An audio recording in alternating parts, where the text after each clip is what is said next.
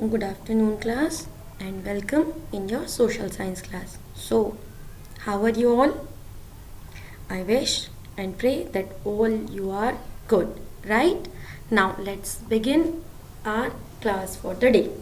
As we have completed our chapter 5, and before moving to the next topic or our revision or sample paper schedule, we will have a quick recapitulation of chapter 5 that we have completed, right? So that you can recall all the concepts that you have studied. So let's move here. The first thing what we have seen is water is the basic necessity of life and we need water to live, right? Why do we need water? We need water to live. Now suppose if as exams are approaching, so in that terms, suppose the question comes, why do we need water? For 1 mark, then you need to write only to live. We need water to live. But if the answers come for more than 1 mark, means for 2 or 3, then you can write this instead of writing only to live, you can write the answer as besides drinking we need water for various other activities of life such as cooking, bathing, washing clothes, cleaning, gardening, etc.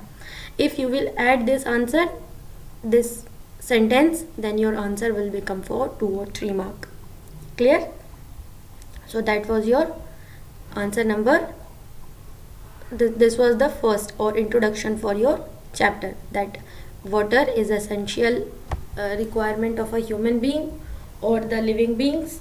We need water to live, and besides drinking we need water for many activities. Okay, तो ये हो गया. अब introduction के बाद हमने देखा था कि हमारे अलावा और किस किस को वाटर की ज़रूरत होती है. मीन्स ये तो all the uses of human beings. इनके अलावा water is also essential for the plants for preparing their food. Water की नीड किसको होती है? लिविंग बींग्स में, ह्यूमंस के अलावा प्लांट्स को भी, क्योंकि वाटर एक एसेंशियल कंटेंट है in the process of making their food. Plants को अपना फूड बनाने के लिए जो कुछ बेसिक चीज़ों की ज़रूरत है उनमें से वाटर एक इम्पॉर्टेंट फैक्टर है. तो plants also need water. Plants के rather than the plants, animal and insects, they all need water. There are many insects who need water, there are many animals who need water to live. तो हमारे साथ में सभी को water की requirement होती है. Okay, then after us the other uses of water, right?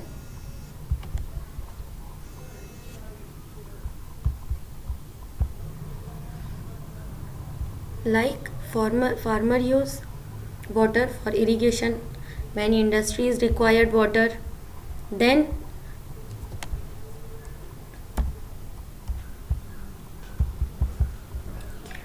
water is useful for the transportation. Water is useful for transportation, sorry, not transformation, it's transportation. Then water is used as a sports also, so there are lots of water sports that we can play in water park. Water is also used to generate electricity. So there are many uses of water that we can write or we can understand. Now a part of this we have discussed sources of water, and in sources of water we have seen 3 sources of water. Okay, all the topics that we are revising, please understand, learn, and then move on to learn the question answers. If you will learn the concept, then you will learn question answers easily. ठीक है, तो अभी हमने first देख लिए uses. Second अब हम देख रहे हैं सोर्सेज ऑफ वाटर. तो sources of water, there are 3 sources of water: rain, then snow, and after snow the third one is underground water. Three sources of water. Then after sources of water we can see that because of these three sources of water. The water that is available, all the water that is available is not fit for drinking. मतलब हमारे पास इन तीनों अलग अलग sources से जो water available है ना, वो सारा water is not good for drinking. जितना वाटर है, लाइक रेन से अगर हमने वाटर कलेक्ट कर लिया तो हम उसको डायरेक्ट ड्रिंक कर सकते हैं क्या? नहीं कर सकते हैं. जो स्नो से वाटर डायरेक्ट रिवर में आ रहा है बिना प्यूरिफिकेशन के, क्या वो हमारे घर आ सकता है? नहीं. तो इसलिए जो वाटर अवेलेबल है इन सोर्सेज से वो ड्रिंकेबल नहीं है, और उसको ड्रिंकेबल बनाने के लिए हमको उसकी प्रोसेस करना होती है. ठीक है, तो हम हमारे वाटर को ड्रिंकेबल कैसे बना सकते हैं? How we can make our water drinkable, that is in your question also, right? So for that you can write 3 methods to make your water drinkable. There are 3 methods. 1, boiling water. Number 2, using water filter. And number 3, using RO purifier. If you will write in these 3 steps, then your answer will be perfect. So clear? This method is clear to all? Okay. So till the time 4 things we have recapitulate. First, uses of water. Then sources of water. 3 sources: rain, snow and underground. Done. Then because all water is not drinkable, that's why we need to make water fit for drinking, है ना? और how we can make water fit for drinking? So there are 3 methods again: boiling water, using water filter and using RO purifier. Okay. इसके बाद जब हम scarcity की बात करते हैं कि वाटर इज़ वेरी लेस, तो जब वाटर इज़ वेरी लेस हम बात करते हैं कि वाटर क्योंकि धीरे धीरे कम हो रहा है, वाटर की सप्लाई कम है, वाटर जो अंडरग्राउंड वाटर लेवल है वो कम हो रहा है, तो उसके लिए हमारे पास क्या आइडिया है? So for that we can use rain water harvesting. ठीक है. So if your question is what is rain water harvesting, तो आप क्या आंसर करेंगे? This much only. Rain water harvesting is gathering and storing of rainwater in underground tanks, pits or well. This will be your answer. What is rainwater harvesting? Gathering. अगर आपको gathering word में difficult होता है then you can write collecting. Okay. So gathering या collecting, आप दोनों में से कोई भी एक word लिखो. Rainwater harvesting is gathering and storing of rainwater in underground tank, pit or well. Clear? तो ये हो गया आपका rain water harvesting.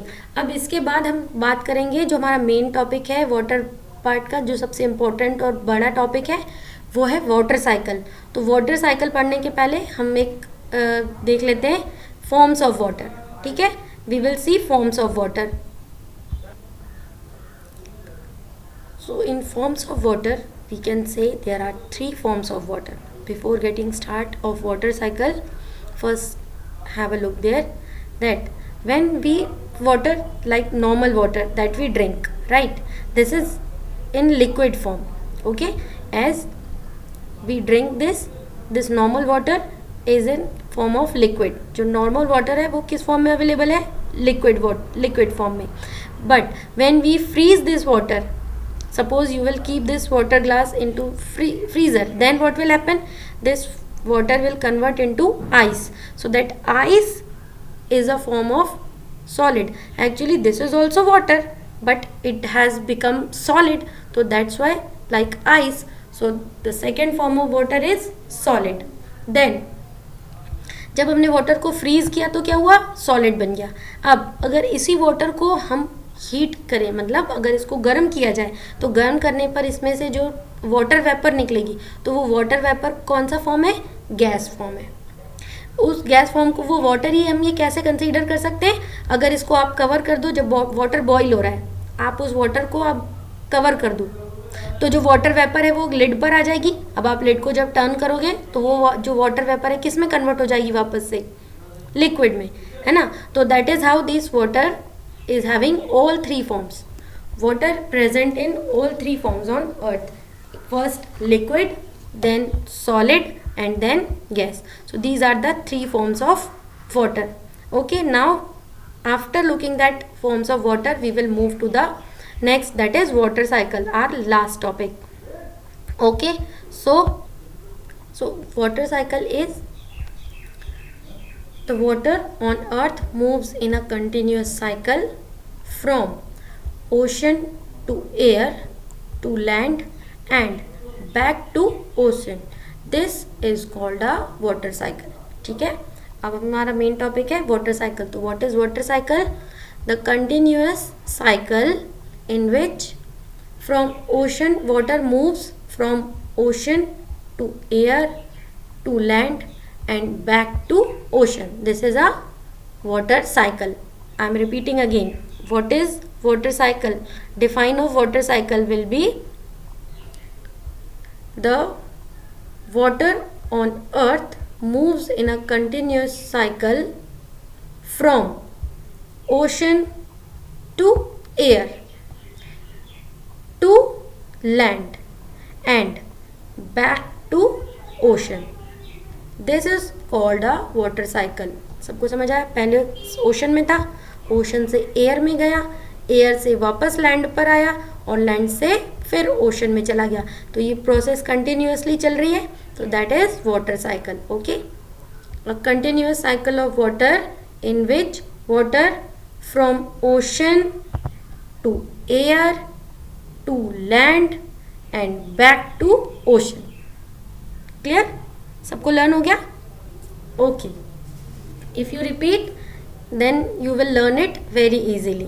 Okay? So that is water cycle.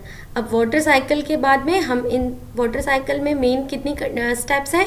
There are 3 major steps of water cycle. How many stages of water cycle? There are 3 stages of water cycle. Right? Number 1, evaporation, number 2 condensation, number 3 precipitation. Okay, तो water cycle clear हो गया. What is water cycle and stages of water cycle. अब इन अलग अलग stages को हम define कर लेते हैं. इनकी अलग अलग जो डेफिनेशंस हैं वो क्या है? Evaporation, just remind it in very simple way. Okay, changing of liquid water to gas. Observe this image. Changing of liquid water to gas is evaporation. और ये कब होता है? When we are heating water. ठीक है, तो आपकी define ये लर्न करने के लिए इस इमेज को माइंड में रिकैप्चुलेट करो and then learn. Changing of liquid water to gas on heating, evaporation. Done? Clear? Then next is condensation. अब condensation के लिए भी आपको बिल्कुल easy उसी मेथड में लर्न करना है. Changing of water vapor into liquid on cooling. Learn? water vapor learn ना हो तो आप गैस लर्न कर सकते हो. Changing of gas into liquid on cooling. Understood? That is condensation. Okay, then the last is precipitation.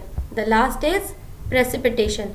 So precipitation is term used for rain. Okay, precipitation is used for rain.